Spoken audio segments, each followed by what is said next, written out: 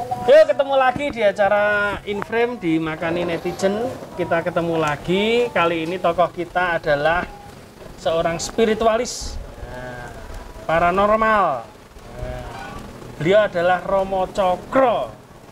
Selamat malam. Selamat Bukan sore. ireng soalnya. Beliau ini saya kenal kapan ya? Dulu itu kenal dari mana ya gitu ya? Kita kayaknya kenal waktu di sosmed dan bertanya-tanya tentang dunia spiritual. Lalu kita nyambung mengadakan baksos di Hedos. Oh iya, yang gratis. Baksos ya, pijat terapi gratis dan ada ramal kartu tarot juga itu. Setelah itu ada PPKM, lalu dihentikan. Iya, PPKM. Romo Cokro, ini kan Romo aja ya, ben ketok. Iya, iya. Sebetulnya dunia spiritualis itu apa sih? Maksudnya paranormal itu apa sih? Profesi apa? Sebenarnya Kadang kan ada orang kan ngomong, ya maaf, konotasinya selalu negatif. Betul, betul. Dukun santet. Biasanya kan ngono kuwi lah. Ini dia ini juga ketua apa ya? Ketua FKP. Iya, FKPPAI. Jadi ketua FKPAI itu Forum Komunikasi Paranormal Penyembuhan Alternatif Indonesia, di mana itu adalah sebuah wadah untuk orang-orang yang mempunyai keahlian, bisa dikatakan spiritual atau paranormal atau dukun, di mana di situ untuk menjadi wadah supaya kita tidak ada liar, tidak ada pembukaan praktek yang tidak istilahnya terdaftar ya, tidak semestinya. Karena untuk kita buka praktek itu kita juga ada surat izinnya, kita mencarinya. Ada. Jadi kita untuk buka praktek itu setidaknya kita mencari surat izin untuk di kejaksaan juga untuk praktek. Jadi untuk praktek itu sebenarnya untuk di spiritual itu tidak hanya mudah, kita hanya bisa ibaratnya terapi ya, atau istilahnya suatu misal pijat itu terus kita buka praktek, tidak. Setidaknya kita juga harus ada izin untuk praktek, di mana nanti negara itu bisa melihat gitu. Jadi melihat di mana di situ adanya seseorang yang membuka praktek dan bisa untuk dipantau suatu kegiatan. Jadi tidak ada keliaran di mana praktek di situ. Dan kalau iya, dan juga kalau kita mengikuti di mana di situ ada forum atau di situ wadah, setidaknya di situ juga akan nanti akan diajarkan suatu etika juga. Jadi kita itu untuk menjadi spiritual sebenarnya tidaklah mudah, karena ada etika-etika yang harus kita jalani. Dan kadang maaf juga secara pribadi, kadang ada suatu tokoh-tokoh di mana sekarang banyak bermunculan di sosmed juga, yang di situ mungkin tidak ada forum hingga kadang membuka etika-etika sebuah klien. Suatu misal keluhan pasien, mungkin juga di situ ada mungkin buat acara konten atau apa yang tidak di-blur untuk mukanya. Nah, itu sebenarnya kurang baik. Tidak menjaga privasi customernya. Iya. Kalau di dokter itu kan memang terjaga sekali. Betul. Data kesehatan itu kan terjaga. Iya. Makanya kalau kita ada forum itu kan juga kita diajari etika, tanggung jawab, dan di situ ya banyak juga. Ada sumpah-sumpahnya juga. Saya baru ngerti kok ternyata ada izinnya juga ya. Iya. Dulu saya pikir kan kalau paranormal itu kan getok tular. Oh, ini mbah kono, mbah kene, mbah kono. Iya, itu. Oh, sekarang memang ditertibkan seperti itu. Sebenarnya sudah. Oh, sudah. Ada ditertibkan seperti itu, tapi kemungkinan mereka tidak mau untuk bergabung, ya entahlah alasannya apa.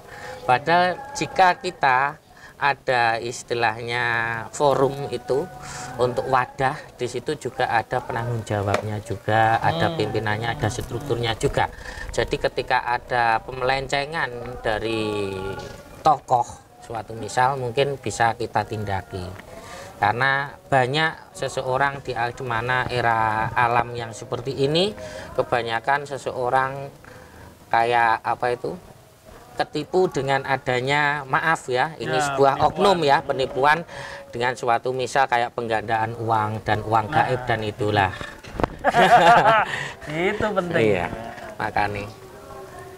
Terus kalau paranormal sendiri itu profesi seperti apa sih? Ya di situ banyak. Jadi itu paranormal itu sebenarnya wadah. Jadi bisa dikatakan juga wadah lagi, dan di situ paranormal itu banyak untuk jalurnya, karena di situ ada paranormal itu ada yang medis, ada non medis. Medis dan non medis. Iya. Ya medisnya bisa mungkin kayak bekam, ya kayak terapi pijat. Oh, itu juga ada di. Iya. Itu kan termasuk juga paranormal, ikatan di dalam paranormal. Ya. Karena di situ intinya paranormal itu kan penyembuhan. Baik medis non medis. Non medisnya adalah doa. Kan begitu. Spiritual. Jadi di situ ada paranormal itu adalah bisa juga dikatakan satu kesatuan juga. Untuk dimana di situ menampung wadah untuk seseorang yang mempunyai talenta lebih dijadikan satu. Jadi di situ digabungkan antara konsultasi atau orang curhat, bisa dikatakan seperti itu. Terus nanti juga ada penyembuhan yang medis dan non medisnya. Jadi setelah menjadi satu kesatuan paranormal, maka ada nanti kita mencari wadah lagi mengikuti forum apa, seperti itu seharusnya.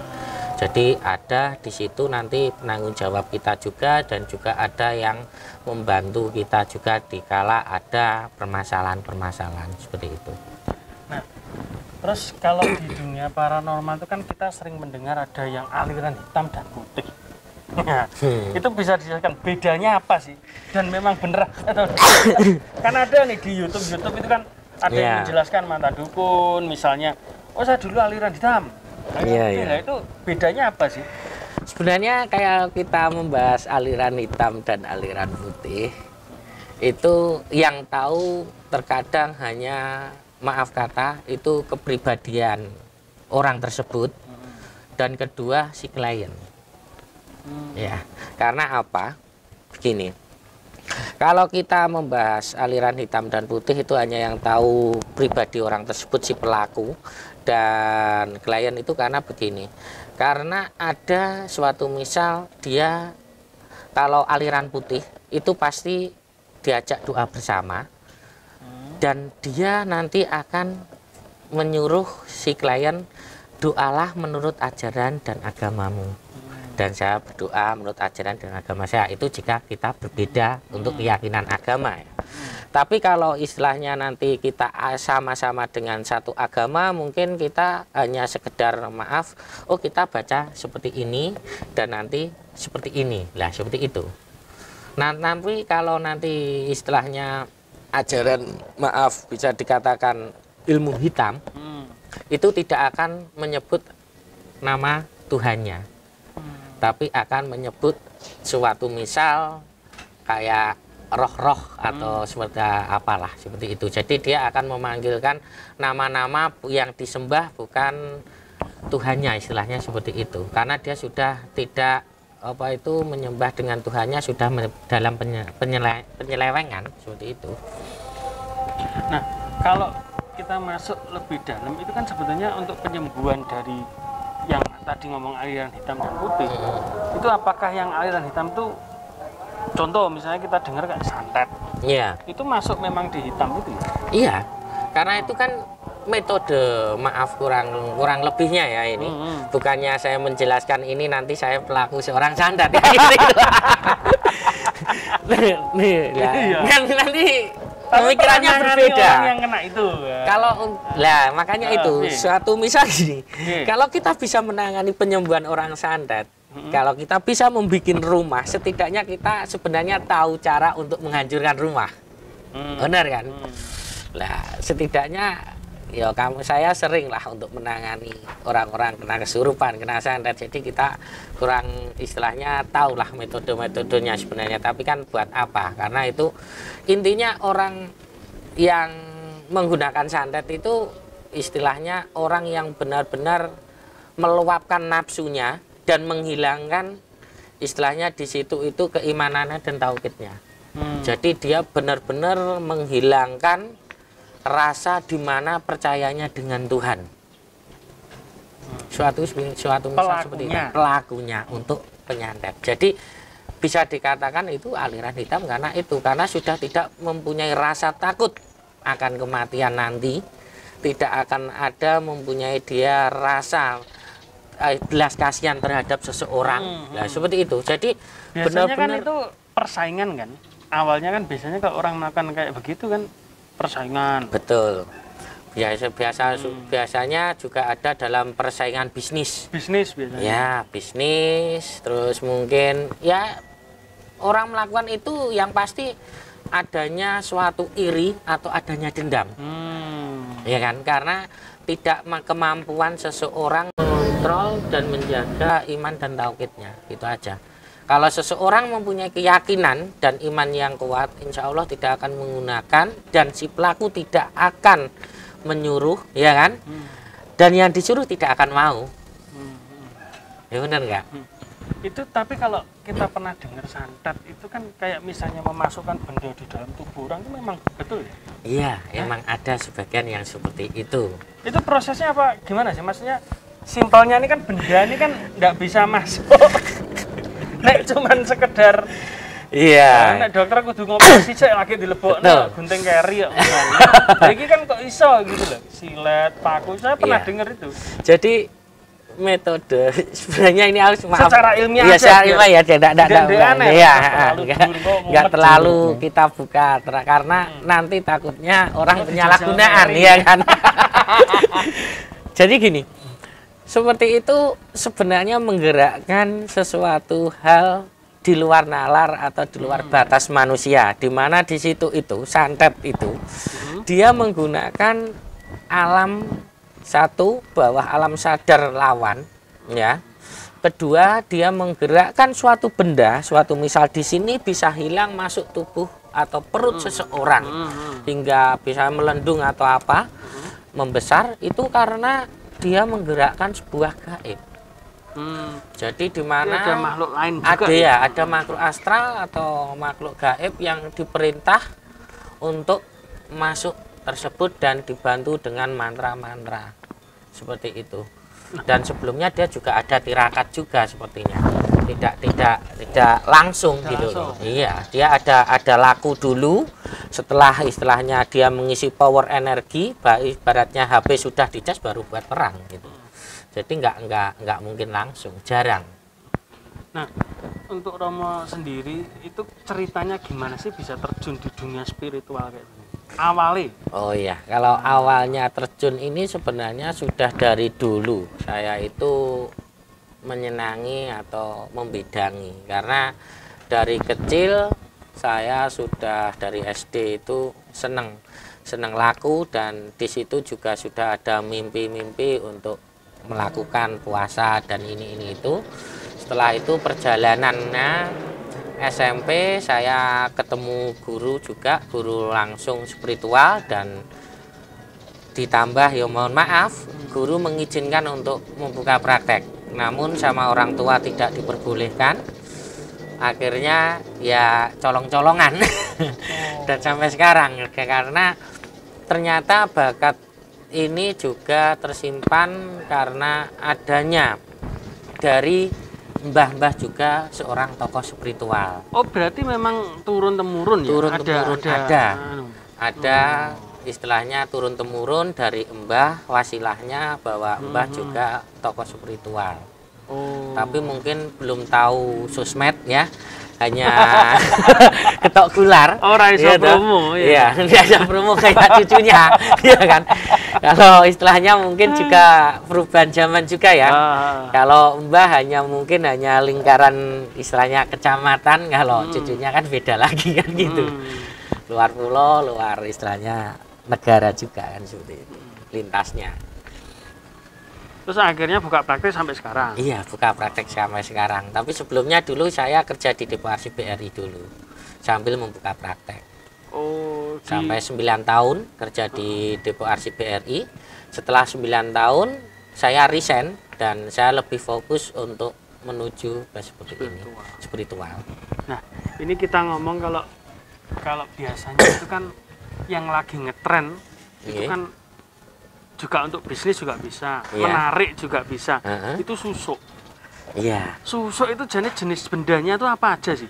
Susuk itu banyak banget jenisnya. Ada kan nenek inten atau apa saya enggak ngerti juga. Tapi bendanya itu apa aja sih? Dan itu apakah tiap benda itu memang khasiatnya beda atau gimana? Iya. Susuk itu jenisnya sebenarnya banyak banget. Tuh. Jadi ada susuk samber lilin yang seperti kumbang. Itu kumbang. Iya, seperti kumbang binatang. Warnanya gilap ya, mengkilat asik gitu. Lah itu ada kumbang. Itu juga bisa dipakai. Bisa, itu sayapnya. Sayapnya itu dipakai. Tapi lebih efisien kalau itu sebenarnya jangan dimasukkan kalau susuk samber lilin itu. Gitu. Iya, tapi hanya diambil power auranya atau hanya ditempelkan, disalurkan energinya memasukkan dalam tubuh tersebut. Kita ambil pancaran auranya saja. Jadi enggak benda itu kayak apa kumbangnya itu nanti bulunya sayapnya itu untuk dimasukkan di dalam tubuh, tidak sebenarnya. Hanya power auranya saja. Jadi suatu misal ini kumbang dipegang, kita tancapkan di kening dan kita baca doa seperti itu. Tapi sekarang banyak orang yang ekstrim, tidak mungkin beda metode ya cara penanganannya. Dia dengan kumbang itu tadi istilahnya sayapnya dipakai lalu dimasukkan dalam tubuh. Padahal itu bahaya. Untuk kesehatan. Iya, untuk kesehatan. Setelah itu ada juga yang intan atau berlian. Intan itu berlian itu. Iya. Itu juga bisa dipakai. Kalau itu dimasukkan. Ada dimasukkan, ada juga yang diloloh. Diloloh itu bilang. Diloloh itu suatu misal ditelan. Bisa ditelan dengan air atau bisa ditelan dengan pisang seperti itu. Tapi itu enggak keluar kan? Apa? Oh, lewat pup itu ya? Ya, lewat pup. Ya, biasanya enggak biasanya. Otomatis iya. Seperti itu. Lah juga ada yang berupa emas juga. Emas itu bentuknya apa ya? Emas itu ada dua sebenarnya. Ada yang model jarum atau model jarum. Ada yang lembek dari Thailand itu lentur emasnya. Jadi beda. Kalau yang jarum itu identik untuk, ya mohon maaf, yang jarang tahu yang susuk Thailand itu. Kalau susuk Thailand itu nanti lentur, emasnya lentur. Jadi hanya apa istilahnya si klien tidak akan merasakan sakit ketika disusuk. Beda dengan jarum. Iya. Itu biasanya dimasukkan di mana? Ya di kening ada, terus di bibir, tergantung kebutuhannya, di tangan. Nah, seperti itu. Untuk misalnya bibir. Ini kan fungsinya ya. Fungsinya nggih kampanye ben dirungokne wong kan ya iso. Itu bisa juga. Banyak marketing. Iya, bukan marketing. Ini emang benar. Jadi banyak juga dikala nanti dimasukkan bibir tuh maksudnya untuk apa ya? Iya, karena di bibir itu gini. Fungsinya sangat banyak banget. Di bibir itu berfungsi untuk bisa untuk penunduk ya. Jadi orang itu mendengar suatu ucapan kita, orang itu akan terkesima ya. Iya, akan dan di mulut itu untuk wibawa. Ya, ucapannya itu bisa tegas dan enak dan nyaman. Orang lebih percaya untuk suatu pengeretan agar meminta itu lebih dimudahkan. Nah seperti itu. Jadi emang benar istilahnya adanya intrik dukun politik suatu misal seperti itu juga tidak lepas di saat pilkada itu juga menggunakan kekuatan spiritual untuk seperti itu. Masih ada juga ya? Masih ada, karena ya kita itu tidak lepas dari dunia mistis ya Indonesia itu. Nusantara kita penuh dengan warna ya pasti. Terus lanjut lagi, itu kan kalau susuknya kan emas, inten sama samber lilin. Ada lagi enggak itu?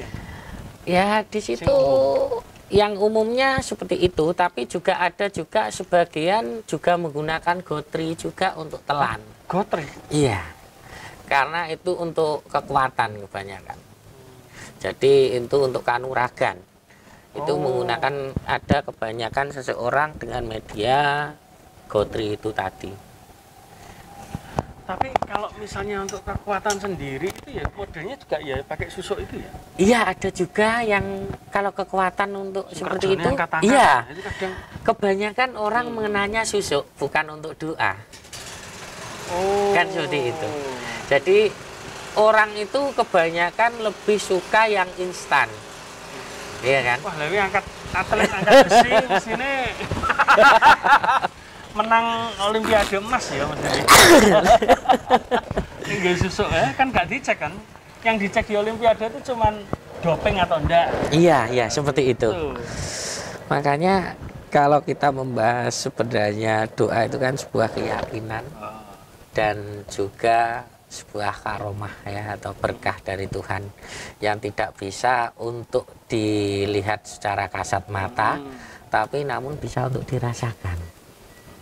Kan seperti itu. Ini ada pertanyaan lagi, Rom. Iya. Katanya kalau apa ya? Contoh misalnya, ini kita punya benda spiritual, kita melewati laut, itu akan hilang. Hilang. Nah itu penjelasannya benar atau tidak? Itu kalau penjelasannya mbah-mbah zaman dulu. Oh. Karena apa? Di saat mungkin ini mungkin ya, saya pribadi saya sendiri. Karena saya menjawab mungkin itu gini. Karena banyak klien saya dari luar pulau yang datang, dari Bali, Kalimantan, itu kan juga pulau-pulau kan lewat laut ya, walaupun dia pesawat. Dan juga saya sering mengirim barang lewat apa itu paket SLL itu juga ke luar negeri. Saya juga banyak pasien saya. Luar negeri? Iya, banyak untuk di Hong Kong, terus Singapura, Taiwan. Ya ini benar. Iya. Malaysia, Brunei lah seperti itu. Oke, ya. Nggak konten nih. Lah, banyak pasien-pasien saya di luar negeri itu juga membutuhkan properti untuk dikirim. Iya, saya kirim lewat paket itu untuk suatu misal maaf kata majikannya biar baik. Ya, ben gak ruwet. Ya, ada juga yang di sana bekerja malam seperti itu. Dan di situ ya ternyata juga berfungsi dan baik. Lah makanya tadi ada pembicaraan bahwa apakah itu nanti fungsinya hilang. Milik saya kan enggak gitu loh. Enggak. Lah orang itu bisa hilang mungkin zaman Mbah itu biar kenapa orang itu enggak cari di luar daerah. Oh, marketing. Iya.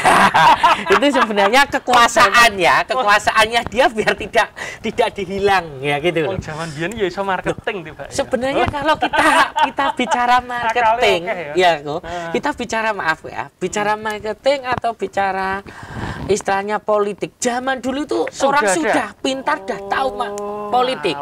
Namun dia tidak tahu itu politik. Wis percaya. Iya, tidak tahu politik. Iya. Tidak bisa ngecek kan. Betul, dia tidak tahu bahwa yang dikatakan itu sudah politik. Sebenarnya dia sudah sangat hebat. Sangat hebat. Di Kalimantan ya iso. Iya. Oh, berarti itu memang tanda kutip orang zaman dulu secara marketing itu supaya ora golek ning nggon liya. Iya. Jadi sudah mempunyai peta-peta ya. Peta-peta wilayah seperti itu. Oh ini wilayah saya seperti itu. Karena juga orang dulu beranggapan dia lebih gimana ya?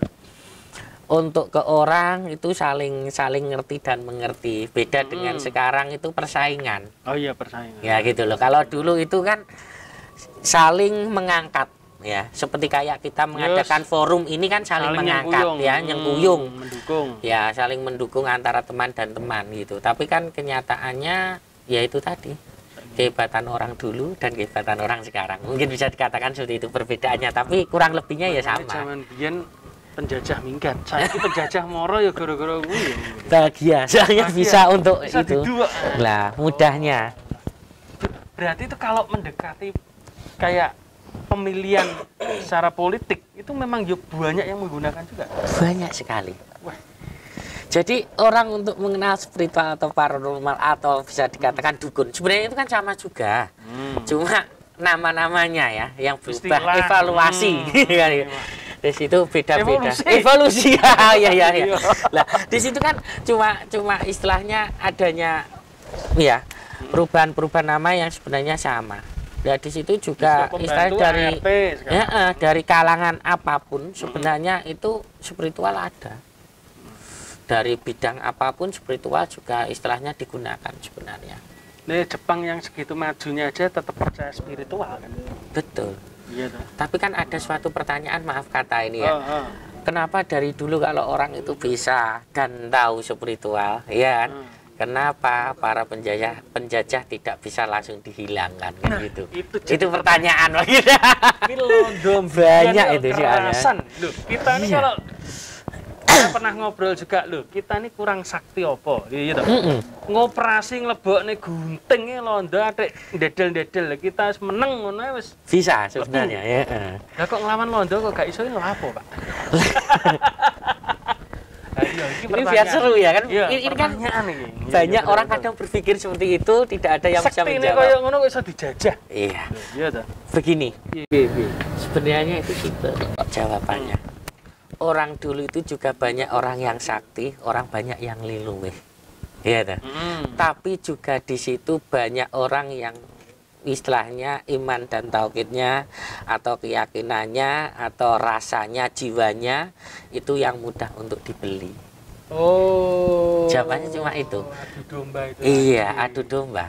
Kalau satu misal tidak mau menjadi antek-antek para penjajah ya tidak mungkin. Tidak jadi centeng, nggak mungkin terjadi. Iya. Yang biarkan centeng atau cantrik-cantriknya itu kan orang pribumi juga. Sing bisa dibayar apa? Londo ireng. Istilahnya.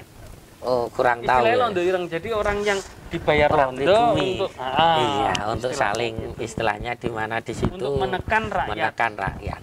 Orang pribumi sendiri kan. Dan londo pinterin bayari sing luwih gede luwih sakti. Lah, upetinya ditinggikan untuk mereka. Jadi mereka menarik upeti di masyarakat untuk membayar orang seperti itu dan memperpanjang lahan kan seperti itu.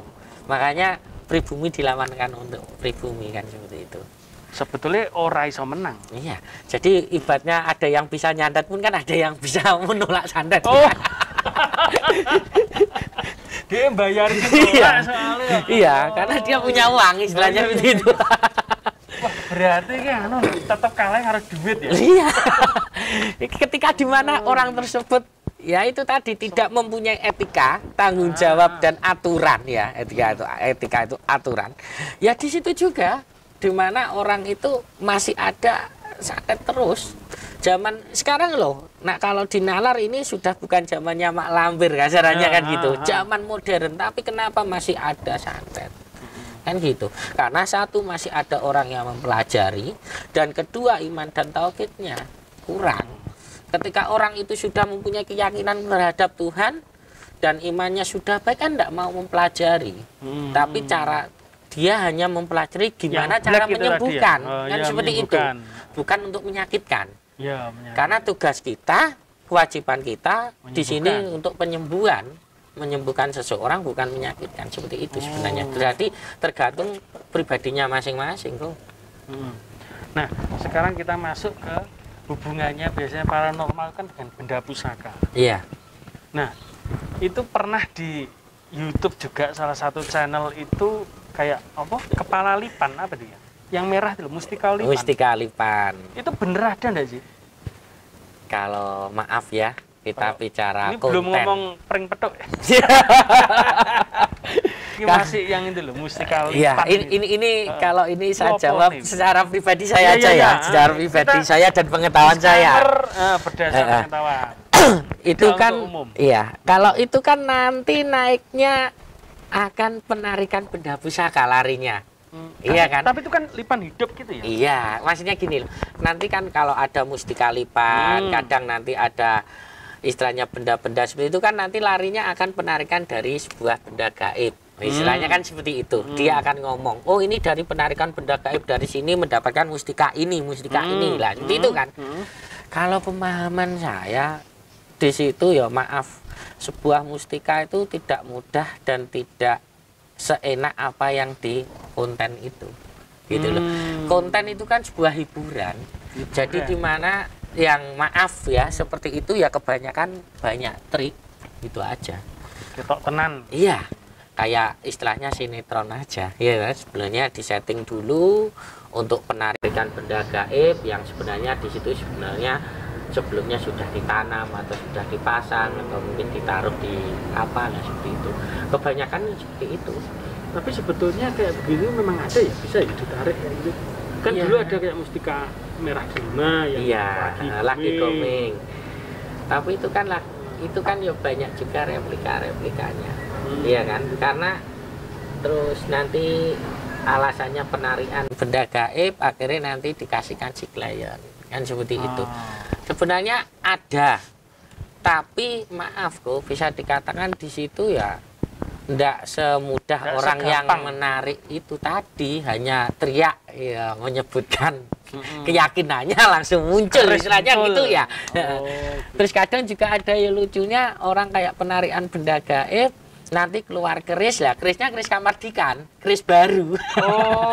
Berarti kan untuk dia istilahnya kontennya kan kurang tapi cermat. Memang kalau yang narik itu asli memang ya model tumpek gitu ya. Ya kebanyakan gitu logikanya orang narik pusaka itu nggak semudah orang langsung teriak langsung dapat gitu loh. Di situ kita juga ada perjalanan laku puasa melek ya kan. Kita di lokasi mujadah dulu di situ doa-doa dulu beberapa hari. Itu pun kadang belum mungkin kita langsung dikasih kok. Gitu loh. Kok kadang makanya lihat di konten hanya teriak-teriak wah langsung keluar kok enak banget gitu. Gampang memang. Lah iya, berarti kan itu perlunya kita curigai bahwa itu kebanyakan ya maaf kita tidak merusak konten orang lain. Kalau secara pribadi saya itu termasuk trik bagi saya. Trik sulap yang digunakan. Karena banyak sekali trik-trik sulap sekarang yang digunakan untuk mereka untuk membuat sebuah konten supaya terjadi lebih keren, lebih bagus itu aja. Nah, saya tanya lagi yang tentang merah delima. Ini kan saya dulu pernah ngobrol dengan orang. Itu merah delima kalau asli itu katanya ya kan dikasih di cupu emas itu toh tempatnya. Itu kalau jatuh ke tanah itu apa memang bentuknya jadi encer gitu ya? Tapi kalau dipegang jadi keras lagi. Ada yang ngomong begitu. Yang merah delima saya nggak ngerti. Kalau seperti itu beda-beda Eko. Jadi beda-beda? Iya. Karena kita itu istilahnya sepengetahuan saya.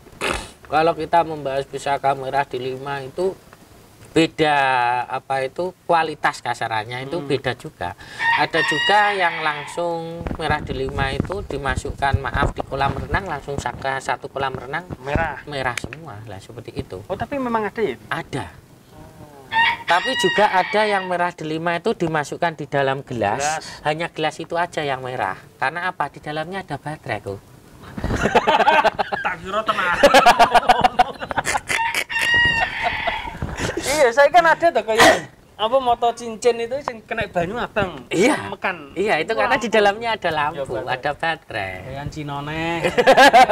Sakti kono gitu. Itu hanya murah itu, itu hanya 20.000 kalau nggak salah. Karena golek emban itu. Iya. Nah, seperti itu. Makanya dulu ada sebuah, kita tidak menyebutkan, kalangan pejabat dulu mempunyai merah delima kan. Berapa M ya, kita stop aja namanya ya. Berapa M terus dikasih orang itu dengan dia memahari berapa M itu dimasukkan gelas merah. Waduh. Lah itulah. Kapusaneh. Padahal itu harus yang terjagang ya. Padahal hanya 10.000 20.000 ya kan dapat M ya gitu.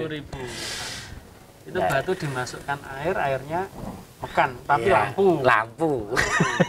Tapi memang benda-benda itu di Nusantara banyak ya. Sebenarnya banyak. Tapi termasuk kan kayak candi-candi itu kan juga warisan-warisan zaman dulu. Iya, warisan leluhur. Itu juga banyak juga sebenarnya yang belum terangkat juga. Seperti itu. Jadi ya suatu saat saya berkeyakinan bahwa benda-benda sejarah itu akan bermunculan lagi seperti kayak candi itu akan. Yang terakhir kemarin kan di Kediri ada muncul. Ya. Iya, suatu itu kan berarti mungkin suatu kejayaan Jawa atau orang Jawa zaman nanti akan naik lagi ya. Pemahaman saya seperti itu. Karena benda-benda artefak, benda-benda kuno itu juga sekarang sering bermunculan lagi. Dan itu memang secara spiritual itu memang ada hubungannya juga ya? Juga ada. Kan seperti itu. Jadi ya gimana ya? Bisa dikatakan itu kan benda sejarah juga dan dimana sebenarnya banyak filosofi tentang kehidupan juga yang mengajarkan tentang kita lebih yakin kepada Tuhan Yang Maha Esa, kan seperti itu. Cuma mungkin kita cara berdoanya yang berbeda. Sebenarnya kan seseorang seperti itu. Ya, kita cara berpakaian juga berbeda, kan seperti itu. Tapi kan kita keyakinan sama. Podo. Lah, gitu aja. Nah, terakhir Romo, ini kita ngomong yang lagi booming dan tidak selesai-selesai corona. Dilihat dari segi spiritual itu, corona apa? Panganan apa? Ini kan baru kali ini saya selama hidup ya, karena hidupnya cuma pisan. Baru kali ini ada wabah tidak selesai selama 2 tahun. Dan yang aneh, kalau saya ya memperhatikan yang aneh ini, yang kena itu juga tempat ibadah, gitu, bisnis. Jadi kita kalau kena wabah dulu yang kita mikir kayak flu Spanyol ya cuman sekedar kayak penduduk mati sudah selesai. Tapi ini sampai ibadah juga terdampak. Iya. Nah, kalau dari spiritual monggo silakan. Kalau saya pribadi di dalam spiritual saya sebenarnya virus itu dari dulu kan sudah ada. Suatu misal kayak flu babi, ya makhluk hidup kan itu. Ya, juga. Ya itu kan juga di manusia juga ada itu. Flu burung juga ada pengaruh efeknya juga di manusia, tapi tidak terlalu seperti corona ini ya. Kalau corona ini sangat mengerikan juga. Mungkin pemahamannya secara pribadi, corona ini juga virus yang benar-benar ada, tapi mungkin juga dengan orang tambah banyak sok tahu tentang corona padahal dia tidak di bidangnya, akan membuat malah seseorang terlalu runyam untuk membahas tentang corona ini. Suatu misal banyak istilahnya di sosmed sekarang ibaratnya kayak dokter-dokter dadakan. Iya toh? Banyak netizen yang komen. Lah seperti itu. Jadi kalau ini mungkin berakhirnya corona juga ada pertanyaan seperti itu sering ditanyakan pada saya. Mungkin masih lama juga kok. Mungkin akhir tahun ini juga baru akan melemah corona. Itu pemahaman saya juga. Karena corona ini sejenis flu juga yang sulit untuk istilahnya sebenarnya bisa dikatakan sulit untuk disembuhkan juga enak disembuhkan juga. Tergantung dari orangnya yang terkena. Kemungkinan mentalnya. Kalau seseorang itu yang terkena bisa santai, rileks, dan dia tetap suatu misal kontrol antara pikir dan batinnya, ketenangan jiwanya ada, insya Allah ya orang itu akan cepat sembuh. Tapi kalau ketika mentalnya sudah drop, berita meninggal lah, atau sekarang apalagi kayak maaf tempat ibadah tidak buat untuk adzan saja ya. Sekarang banyak sekali untuk istilahnya ada pengumuman untuk mengatakan orang yang meninggal dan ini. Kemungkinan sebenarnya atau ini secara pribadi saya harusnya seperti di tempat-tempat ibadah itu jangan mengumumkan untuk adanya sebuah orang yang meninggal dulu. Karena apa? Biar di dekat atau di lingkungan mereka jika ada corona, orang isoman ya, orang dredeg, orang kaget ya kan, dan tidak ada karena ngukur iya iki sing kena wong 10 aku wis urutan lah urut itu berapa kan seperti itu ya. Kalau makanya sebenarnya harusnya ada kan imbauan, iya harus ada imbauan iya. Sebenarnya tidak boleh dipakaikan. Kasihan yang isoman yang mendengar tiap hari meninggal itu betul kan sekali. Mentalnya kena jadi drop imunnya. Lah sebenarnya harusnya tidak ada diadakan seperti itu ya, biar orang yang isoman mandiri di rumah itu biar tenang ya, seneng. Dan orang yang isoman juga harus seperti pemerintahan desa atau mungkin dari kecamatan kabupaten harus menyuplai. Jangan nanti ngomong suruh isoman tapi dicuekin nggak dikasih apa-apa ya kan ya namanya seperti itu, nanti matinya bukan karena corona tapi karena kelaparan. Kaliren nah di situ. Berarti kalau itu hubungannya virus dan makhluk hidup ya kita harus ngomong dengan yang punya makhluk hidup itu supaya makhluknya itu nurut. Nah, seperti itu iya. Kayak biyen nek gak ndonga, wong ciptaan juga. Gitu. Betul, makanya itu corona itu juga kita perlu takut dan perlu tidak. Suatu misal begini. Kita itu perlu takut, kita harus menjaga. Ya kan, menjaga kesehatan. menjaga istilahnya pola makan, pola tidur, makanan. Seperti itu. Berarti kan kita takut ya. Gizi. Lah, setelah itu jangan takut karena kita juga di situ ada doa yang mengiringi menyelamatkan kita. Jadi seperti itu. Jadi intinya kembali lagi seger waras eling kuat selamat. Nah. Kalau dulu zaman Mbah eling kuat selamat saja, tapi kalau zaman sekarang seger waras harus seger waras eling kuat selamat. Kita tambahi 2 lagi ya. Karena zamannya sudah berbeda. Oke, sing ra waras. Iya. Zamannya sudah berbeda, makanya kasih seger waras ya. Seger waras eling kuat selamat gitu. Oke, itu aja Mbak Cokro. Terima kasih buat kehadirannya. Ini pemahamannya jangan terlalu dalam. Ya, supaya netizen ini kalau nonton sesuatu kalau terlalu dalam kan nanti jelungup. Batoknya panas, gak bisa mikir. Jadi ini hanya lapisan aja dari pandangan kita tentang spiritualis itu seperti apa sih, paranormal itu seperti apa. Nah, kita tadi sudah diulas dengan bahasa yang sangat sederhana, termasuk sampai corona itu apa, itu makhluk hidup. Jadi kalau pengen coronanya lurut ya ngomong karo sing duwe urip lah. Wis kuwi tok. Pasrah kersane Gusti Allah. Oke? Nggih. Oke, itu aja dari kita Inframe kali ini. Sampai jumpa di Inframe berikutnya dengan tokoh-tokoh yang lain yang juga menginspirasi dengan berbagai macam profesi. Terima kasih buat kehadirannya Mbak Cokro. Iya. Kita jumpa lagi di Inframe berikutnya. Salam sejahtera.